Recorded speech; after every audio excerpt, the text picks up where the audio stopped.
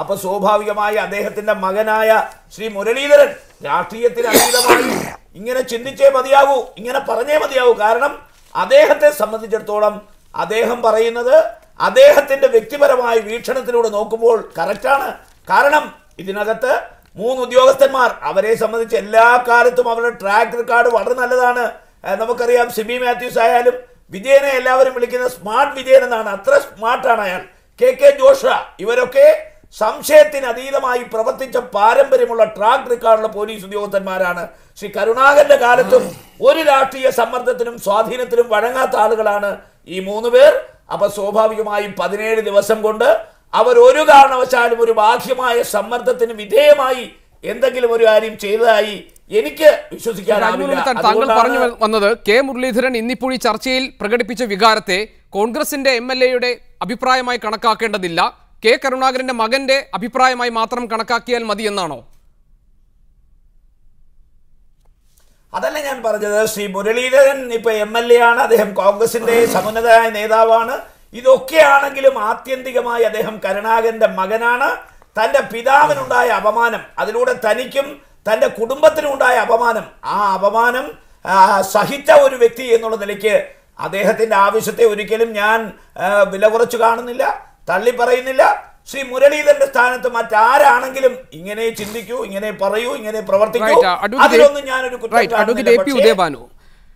സുന്ദരിയമ്മ വധക്കേസിൽ ഇപ്പോൾ പുറത്തു വന്നിട്ടുള്ള കോടതിയുടെ ഇടപെടൽ, അന്വേഷണ ഉദ്യോഗസ്ഥർക്കെതിരെ അന്വേഷണം ആവശ്യമാണ് എന്ന ഇടപെടൽ, സമാനമായ സ്വഭാവത്തിൽ ഇപ്പോൾ നമ്പി നാരായണന്റെ സംഭവത്തിൽ ചാരക്കേസിൽ വന്നിട്ടുള്ള കോടതിയുടെ അഭിപ്രായം, ഇതെല്ലാം നമ്മൾ ഗൗരവമായി ചർച്ച ചെയ്യേണ്ട വിഷയങ്ങളല്ലേ?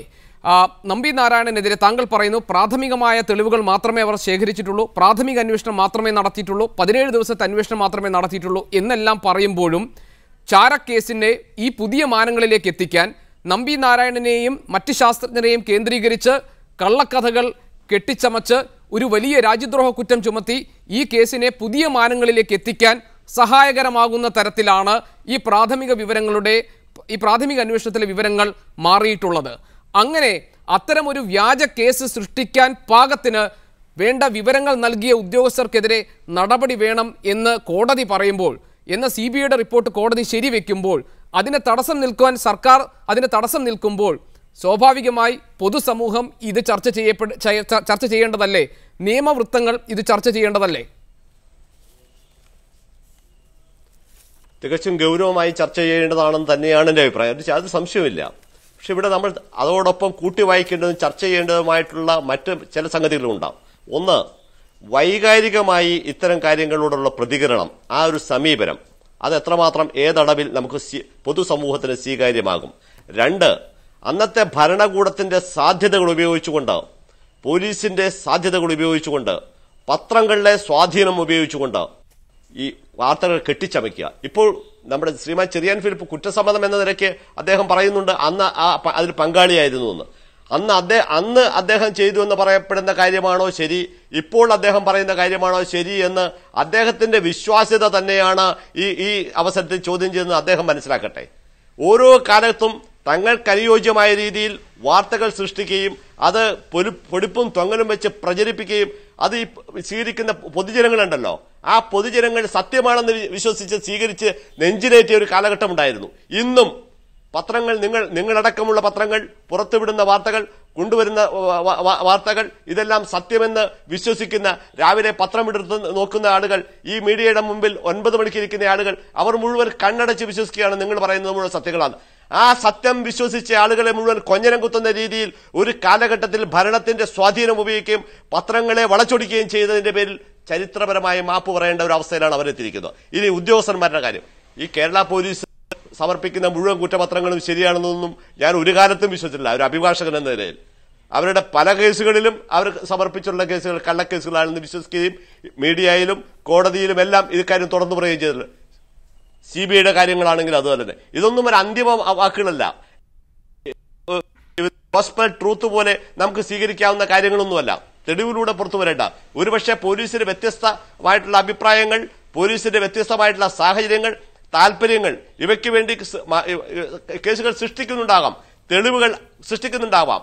കളക്ട് ചെയ്യപ്പെടുന്ന തെളിവുകൾ മറച്ചു വെച്ചുകൊണ്ട് വ്യത്യസ്തങ്ങളായിട്ടുള്ള റിക്കവറികൾ നടത്തുന്നുണ്ടാവാം. ഇതെല്ലാം സ്വാഭാവികമാണ്, ഇതെല്ലാം സംഭവിച്ചുകൊണ്ടിരിക്കുന്നത്. ഇതിനെതിരെ പൊതുവികാരവും നിയമപരമായിട്ടുള്ള പോരാട്ടങ്ങളും ഉയർന്നു വരേണ്ടത് ആവശ്യമാണ് എന്ന കാര്യത്തിൽ സംശയമില്ല.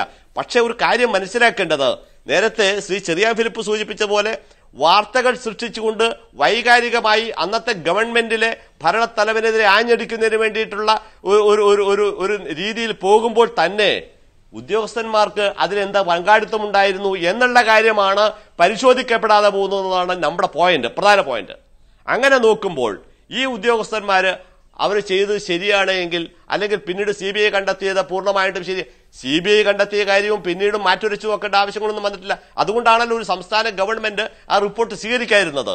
സംസ്ഥാന ഗവൺമെന്റ് CBIയുടെ അന്വേഷണത്തിന്റെ മുഴുവൻ റിപ്പോർട്ടുകളും ശരിയായിരുന്നെങ്കിൽ സ്വീകരിക്കാനുള്ള ഒരു ബാധ്യത ഉണ്ടായിരുന്നു. കാരണം എന്താ, സംസ്ഥാന ഗവൺമെന്റാണ് CBI ക്ഷണിച്ചു വരുത്തിയത്, അന്വേഷണം നടത്തിച്ചത്. അതുകൊണ്ട് ഈ പോലീസ് ഉദ്യോഗസ്ഥന്മാർ സമർപ്പിക്കുന്ന മുഴുവൻ റിപ്പോർട്ടുകളും ശരിയാണെന്നോ CBI കണ്ടെത്തലുകൾ മുഴുവൻ ശരിയാണെന്നോ എന്നുള്ള വാദം, എന്നുള്ള ഒരു ന്യായീകരണത്തിലൊന്നും ഞാൻ നിൽക്കുന്നില്ല, ഞാൻ വിശ്വസിക്കുന്നുമില്ല. എന്നാൽ ഇത്തരം കള്ളക്കേസുകൾ ഉണ്ടാക്കുന്ന സമീപനം ഏത് ഉദ്യോഗസ്ഥരും കാണിച്ചു കഴിഞ്ഞാലും അതിനെതിരെ ജാഗ്രതയോട് പ്രവർത്തിക്കുന്ന ഒരു സംവിധാനം നീതിപീഠം നമുക്കുണ്ട്.